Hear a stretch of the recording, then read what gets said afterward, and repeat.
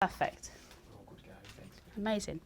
So obviously welcome to Riyadh here at the WTA Finals. It's first debut year of the WTA Finals being here in Saudi Arabia. How has your welcome been? How are you finding it so far? No, it's a great event. I think it's something that, you know, the WTA has done an incredible job to bring it here to Riyadh. You know, it's the first and biggest global sport, and to come here to Saudi Arabia and have it here for the next 3 years, it's amazing. It's really like a breakthrough, and it's like a road runner, you know. So it's yeah, I'm very happy to be part of this kind of historical moment. It's my premiere to be here and to visit, and I'm looking forward to the different events, and of course to the games, to the matches, and let's see who's the first winner is going to be.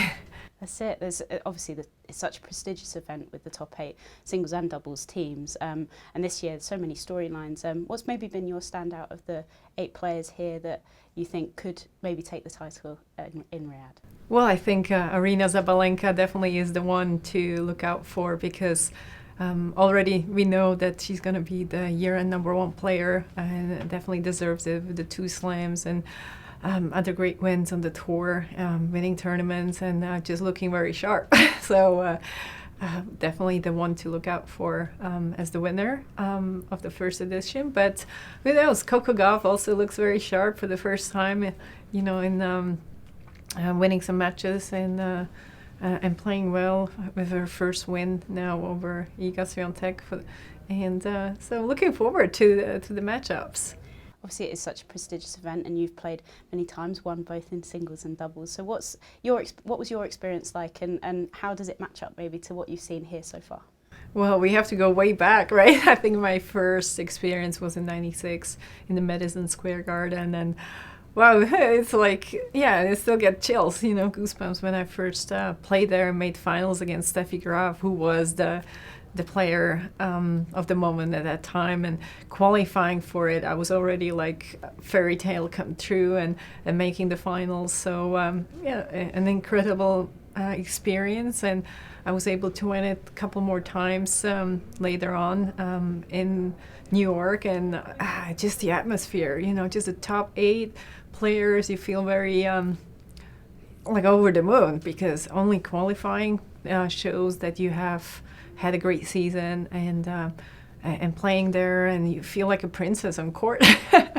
And then being able to hold up the trophy, that was the cherry on top, of course. But no, it's something that every player is kind of trying to look forward to. Of course, you have the Grand Slams, but also earning the points throughout the season shows the top 8 players really deserve their spot there.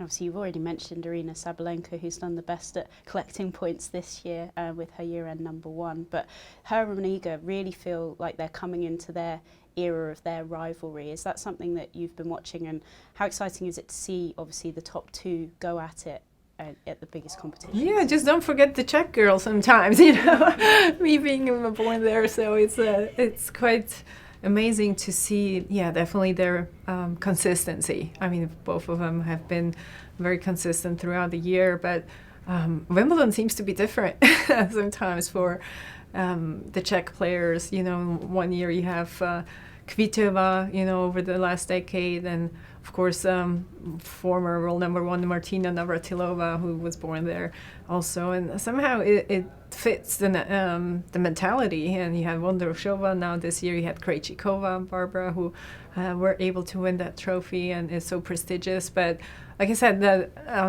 WTA Finals is the consistency throughout the year, and these are definitely the 2 players who had the most consistent year and played well throughout the whole season.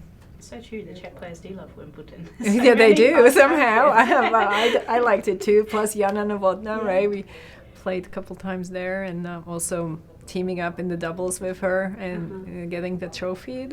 It's a special place, I think, in all players' heart. You sometimes you love it or you hate it.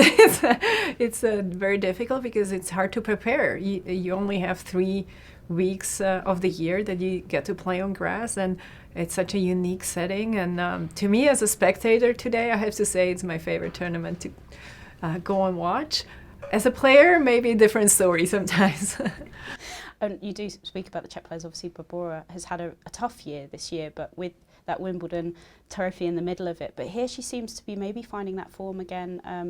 Have you been watching her matches here, and do you think that maybe she can give Iga a battle today? Well, I think, her first win finally will give her a little bit of a booster, a bit more confidence, and we could see how much it meant to her, because last year when she qualified, or a couple of years ago, and then it was not a good place for her, but she came back and earned her spot here, and is trying to do the best. I think it's also because it's an indoor event compared to most of the other tournaments. I'd say like 90% of the season is being played outside, in the wind, in the sun, with all the different elements. Indoors, I think the big hitters, the good servers stand out. It's probably of an advantage, but somehow you have to find a way. I was able to do it at some point, and sometimes against players like the Williams, the Davenport, the Celises, and Capriati. So you just got to find a way. I know a lot of players have said that about playing indoors, that obviously it kind of makes it maybe more of a level playing field, or more about like you as a tennis player rather than how you adapt to the conditions. Is that what you found? Yeah, definitely, because it's something that I think if you're more of a chess player and a strategian, those elements help you. I mean, I loved when it was sunny and windy, and because you have to take a little bit more of a margin of error, and indoors you just can go for it, so it's tough to mentally stay with them, because you have to all the time like hold your ground. And obviously my serve was not as effective as some of the other players during my era, but like I said, I was one of the better returners, so I had to try to make them play, try to get everything back, and dig in deep. And like I said, at my time, we still played 3 out of 5 sets. So I think the longevity of the match, it helped me to get through the finish line. Yeah. Nice. And then looking to 2025, are there any standout storylines that you think maybe a player that's done well this year might continue, or do you think a player, maybe talking about Czechs again, maybe like a Karolina Mukova, if she could come back from injury, could maybe make a splash? Yeah, she's definitely a player that you always have to look out for, Karolina Mukova, but she's been very fragile in her career. I mean, it's the most important thing for her is just to stay healthy, and then she's always a tough cookie to beat, a very dangerous player, because she has all the tools. It took her a little longer to adjust and to figure out her game is so creative. But every time she steps on court, it's something that you don't see that much on tour. So I think that's one of the reasons it's hard to play against her, because you never know what to expect. It's the surprise effect that makes her so good. And I'm also looking forward to like Mira Andreeva, players like that, to come through, making her debut semifinals at the French Open. And I like the game of style, and also now teaming up with Conchi Martinez, who was also a very gifted and crafted player, to bring a little bit more of that into her game. So that's something I enjoy watching. So obviously it's always been my sport and always be in my heart. It's the passion always be there, and I'm excited about next year.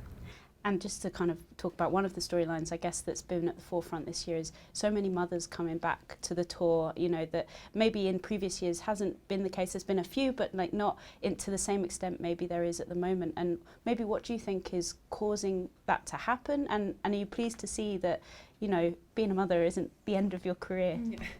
Well, I think before also you had this outlook on women's sports, or just being in sports and playing tennis, being on the tour. We started very young, but we also ended our careers much earlier. So if you reach the age of 30, you were like, oh, you're old school, you're an old cookie, no chance anymore. And we see players just have much longer careers.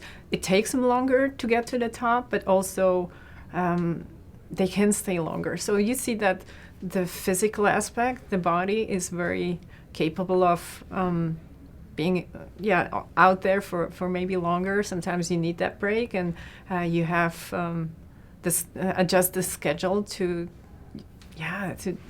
so many aspects of the game. You know, you have to be out there and willing to do it and be happy on court. And I think that's the biggest challenge sometimes, the motivation, because it's such a long, schedule. You have like 10, 11 months of a season compared to other sports. So you have to be really smart about how to plan your year. But also becoming a mother, I think now it's definitely much more possible because the teams around you also are bigger, so you need more help, and it's also the logistics which come into play when you travel with your child. But I think because on the other hand, there is also the financial aspect, which is very helpful, that you can afford to travel with your family. And I think this is definitely one of the key points. Amazing. Thank you so much. Thank you. Perfect. Okay. Thank you. That's great, yeah.